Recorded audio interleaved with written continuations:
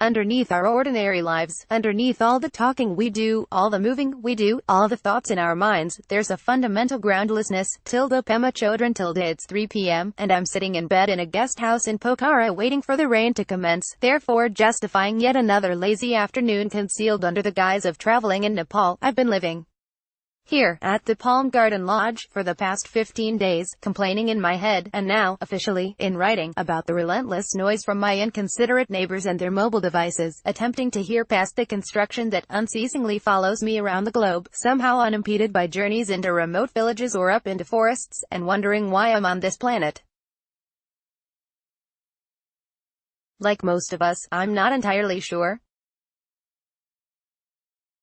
However, I am certain that my precious human life's purpose is not to selfishly dabble in the realms of alternate ways of living and spirituality, nor is it to read, meditate, eat, and walk my days away in frivolously selected developing countries, occasionally contemplating the infinite possibilities of ways to potentially give back to society.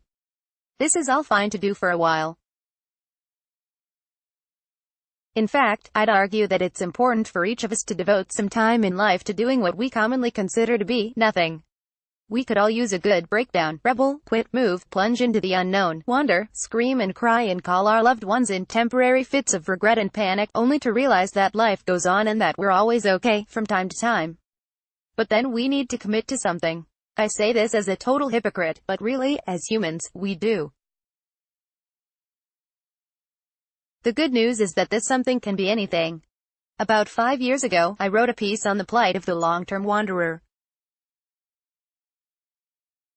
I wrote about parasites and loneliness, about constantly not knowing where to find shelter, food, and work, about lack of security, and about how it's all worth it to search for a way of living that makes more sense than the where I'm from dream. What I initially loved about this lifestyle was finding the confidence to create a home, anywhere in the world, and, through this process, identifying and solidifying my internal sense of home as well. We all do this in one way or another, construct an idea of who we are in our bodies, in our minds, and in society. However, the more places I move through and the older I get, the more I crave the consistent support of a community and of a physical home that isn't my body or my backpack. Indeed, I've started to feel homeless, and for good reason. Wherever I go on this planet, I am actually homeless. But here's the thing, so are you.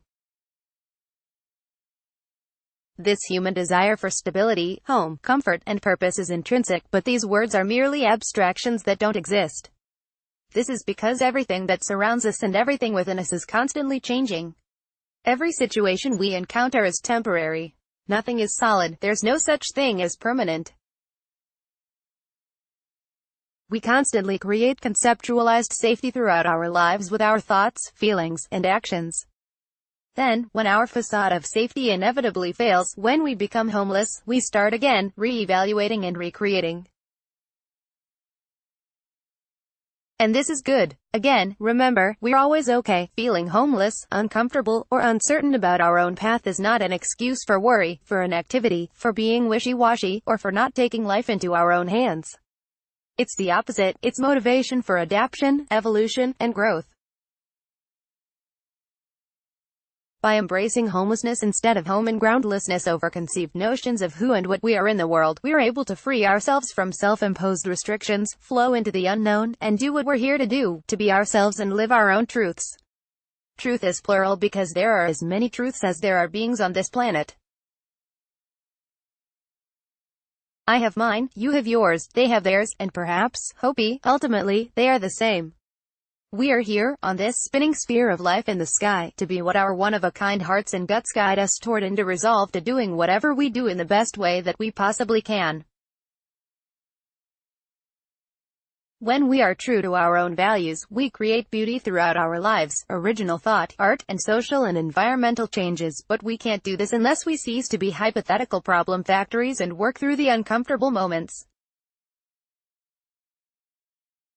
When we commit to what we're doing over and over again, we create infinite purposes, regardless of the details. This is how we give back to society. It's 5:45 p.m., and the rain, and some hail. What a perfect day to waste in bed, has come and passed. It's time to go for a walk, watch the sunset, send some smiles to Nepali children, and contemplate